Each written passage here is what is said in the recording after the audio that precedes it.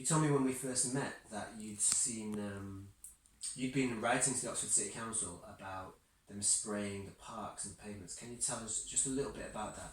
Okay, look, there's a company called Monsanto. Monsanto was really hit the headlines in the 1960s when it provided all they called it Agent Orange, which was the defoliant, which was used in the tropical rainforest of Vietnam to make it easier for the soldiers to see the Vietnamese coming down what they used to call the Ho Chi Minh Trail. And from then on, so it's known as a company that made it pesticides, very dangerous ones. I mean, I want to be brief, but I didn't want to say this. Children today in Vietnam are still born horribly deformed from Agent Orange, which was dropped 40 years ago. So that's Monsanto.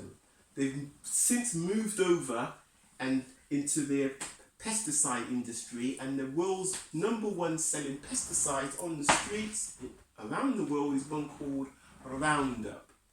Now, Roundup has been proven, at least found guilty by a US court, of causing lymphoma cancer. And the young man who was what we call a caretaker has only got a few more months left to live. It was determined that because he was so close to Roundup and he used to use vast quantities of it, they accepted that that was what caused him to get a lymphoma cancer, which is slowly killing him. And once the case was settled, this is about 2 years ago in California, I addressed Oxford City Council because I've been made aware that the City Council was spraying the same product which caused this man lymphoma cancer on the streets of Oxford. Let's just clarify that the guy who got the cancer was working, he was spraying it, right? That was his job. Yes. Yeah, okay, so... and I asked them, first of all, my first letter was an inquiry letter. Are you spraying this product in Oxford? And I got a reply back saying, yes, we're spraying it. And I'm almost quoting, they're saying they're spraying it on the roads. This is their words, on the hard surfaces, on the parks, on the play areas, on the streets of Oxford, and they told me the quantity of Roundup that they were spraying.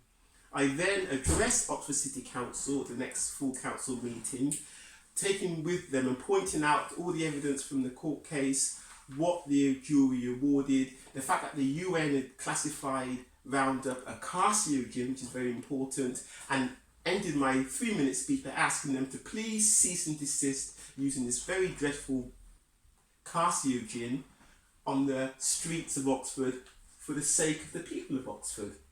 They refused, citing, yes, we are aware of Roundup, we're keeping an eye on the science, and if they feel that the science supports the withdrawal of it, then they will stop it, and so they haven't.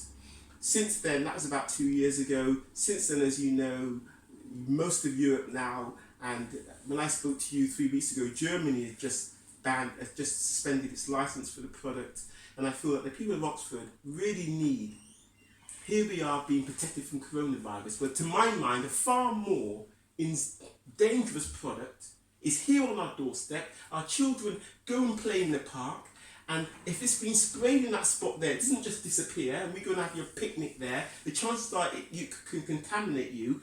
And where's the protection? Where's all the clamour for protectionists from all these politicians? Silent as a lamb.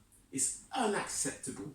Can you tell us, you told me a story you heard from the people who actually spray it in Oxford. Yeah, no, I mean, I was walking down, this is when I was writing down, I saw the young men, they walked down with great big tanks on their backs, and the idea is they put a spot, but they say a spot, so because they know it's dangerous, so they put a spot at the root.